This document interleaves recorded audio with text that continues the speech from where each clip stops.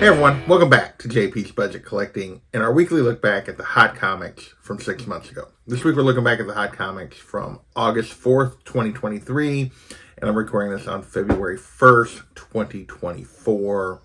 As always, I give you those dates so you know when this information is actually relevant because the market is always moving and changing, as we'll see in the difference in prices as we look at just a 6 month difference. As always, we're looking back at the CBSI Hot Top 10 and the Comic Tom Key Collector Hottest Trending Comics of the Week. Each week they put out a list of 10 books that are moving in the market, that are trending.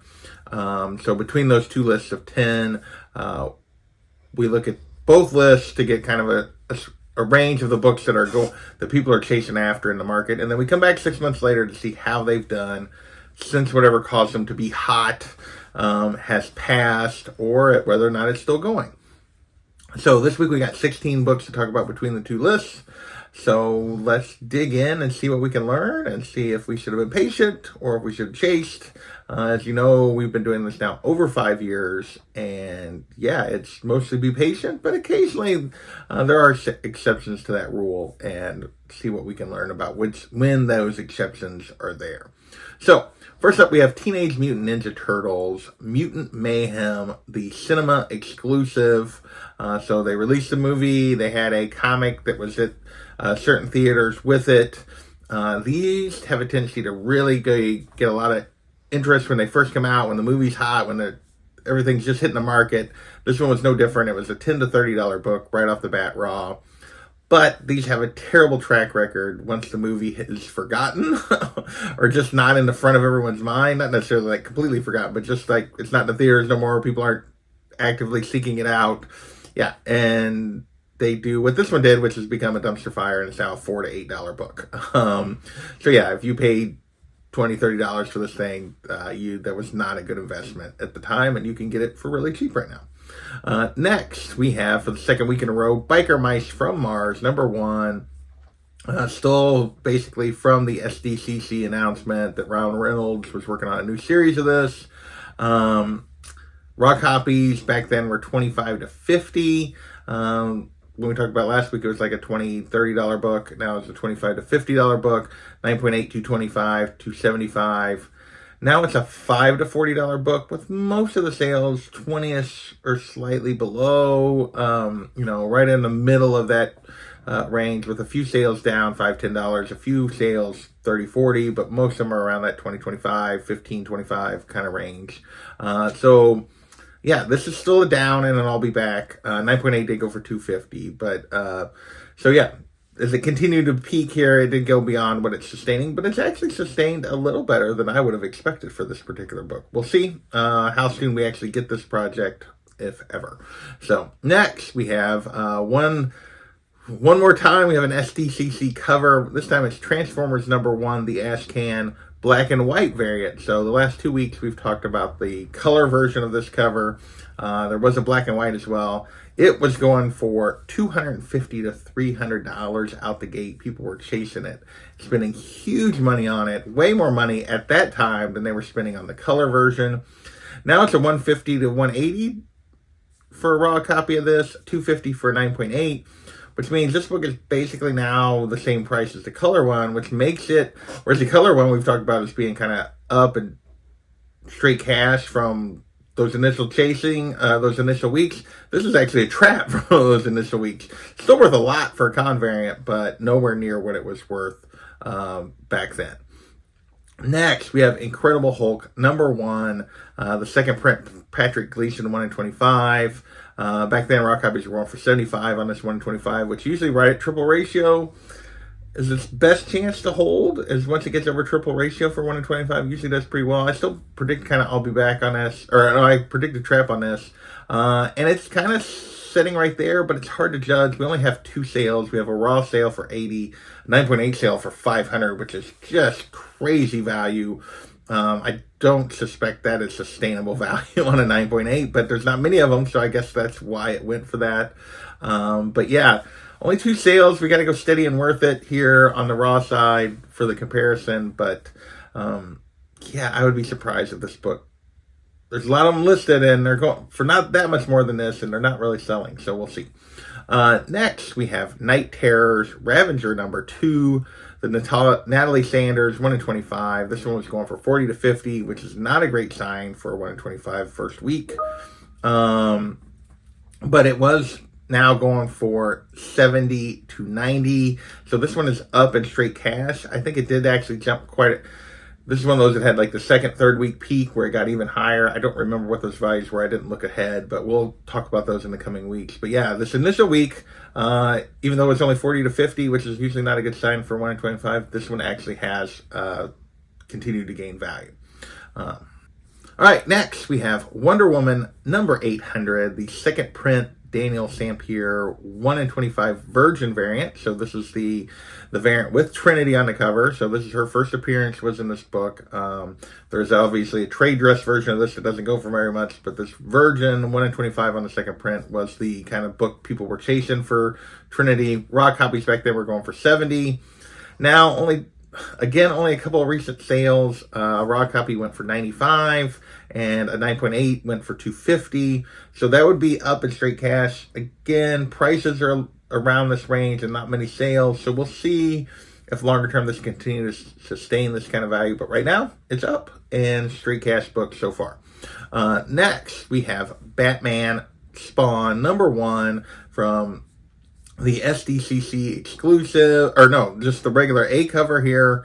Not sure what was causing this to hit the list. They basically, Tom and them talked about maybe it was the SDCC exclusives that had kind of re-prompted interest because there was a 200% increase in sales on this thing, but it was still only going for $7, which, about double cover.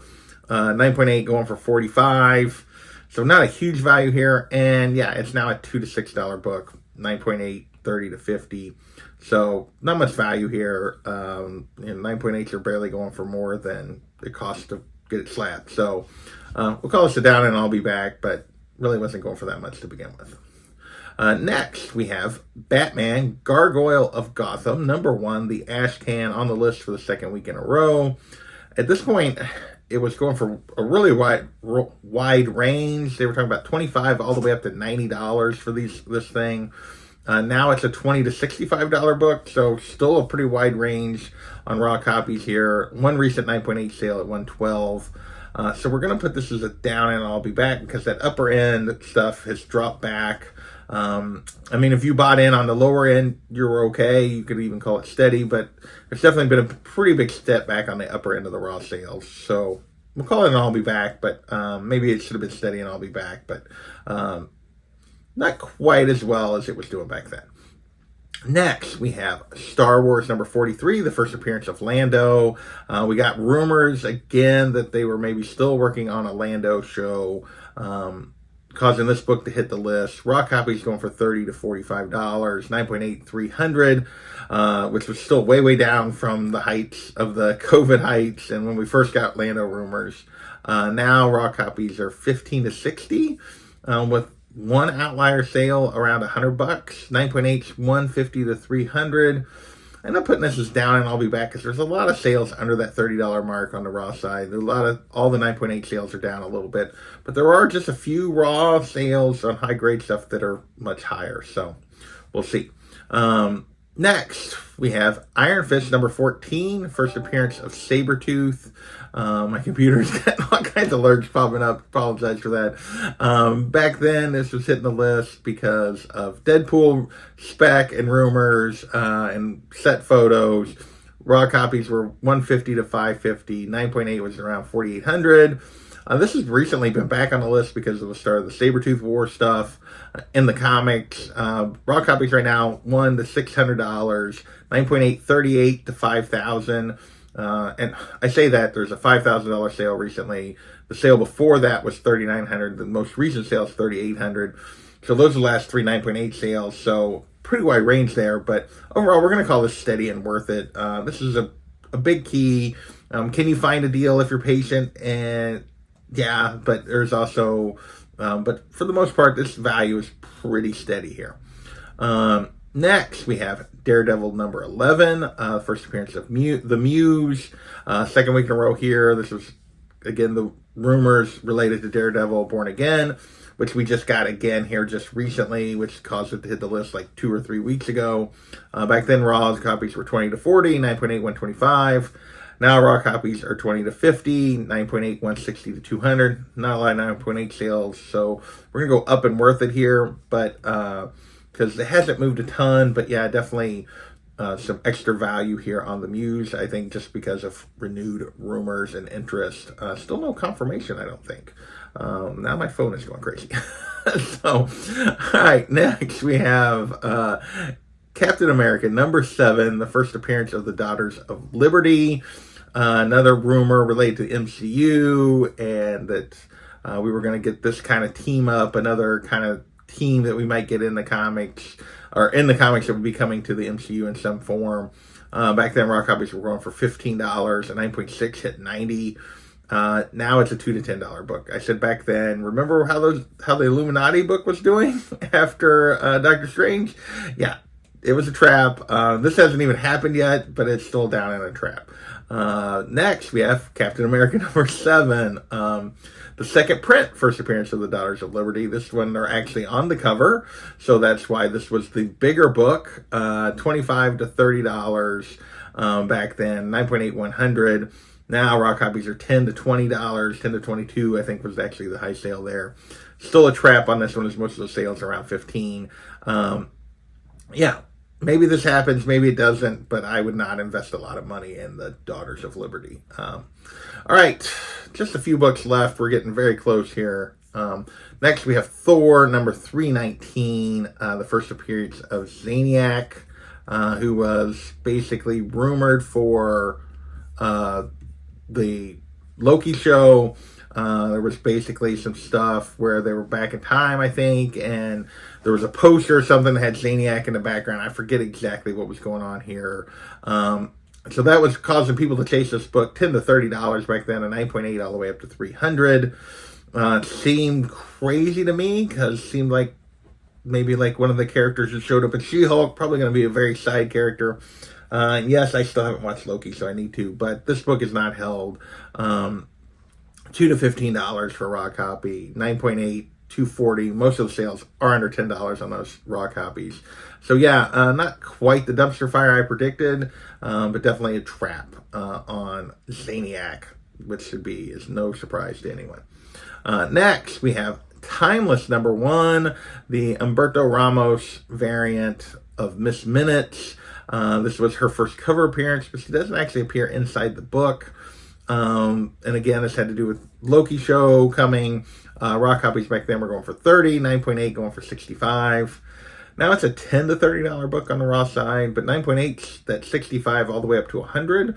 So actually a little higher sales on the 9.8, but most of the sales are raw side. So we're still going to call this a down, and I'll be back because that's what's happened on the raw side. But yeah, the actual 9.8s have actually crept up just a little bit here.